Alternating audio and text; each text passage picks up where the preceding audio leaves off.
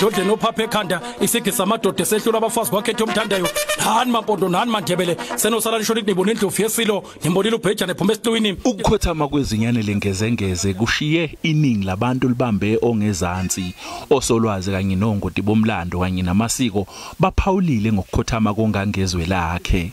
Bayede hlanga lamakhosi siphakamisa ukukhala ukukhulu ngesesikuzwile kwathi ukuvuka ekusen nje namhlanje sesizwa ukuthi umuntu omkhulu uyile sithi sizizwe singapha ngaseGauteng simhlobo ehlukahlukene sithi sakhala ngohlanga lamakhosi.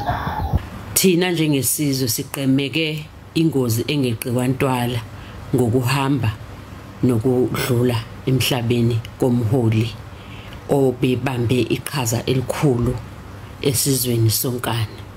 Uma ngithi ibhejane phuma esiqwini ngisho ngingasajabule, ngisho inhliziyo ibhlungu, silahlekelwe sisemanzini, singesona isizwe samaZulu kuphela kodwa siyisizwe sonkana saseNingizimu Afrika.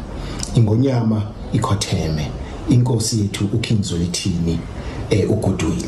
Ngakho kwakuthi emandulo uma ngabe kukhona ohambile kwakube kwaphansi inkubazane, kubuye inkabi, kubuye amajoka abekwe phansi. Nathi sithi akube njalo esifundazweni nakuhulumeni wonke jikelele. Isincithabuchopho kanye nezinjulalwazi zomlando zithi umlando wesizwe samaZulu waqala ukugqama kakhulu ngenkathi kubusa iNgonyama uShaka kasenza ngakhona owalandelwa umfowabo uDingane kwaba umpande ucetshwayo uDinuzulu Cyprian Bhekuzulu kaSolomon ozalisile esikhotheme kanti ke isilo sathatha izintambo zombuso kayise kumntwana umcwayizeni owayesibambele ukusuka ngo1968 kuya ku1971.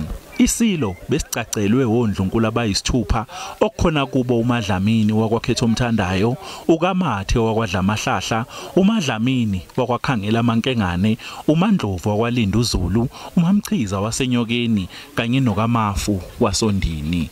Mfula kaNdaba ungenise kabi ngoba ungenise wenyuka, eminye imfula ingenisa ibheke ezantsi. Wena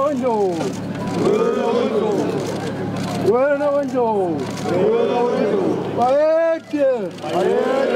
Ngukhalvin Dludla kwezindaba zeSABC ngibika ngiseGoli.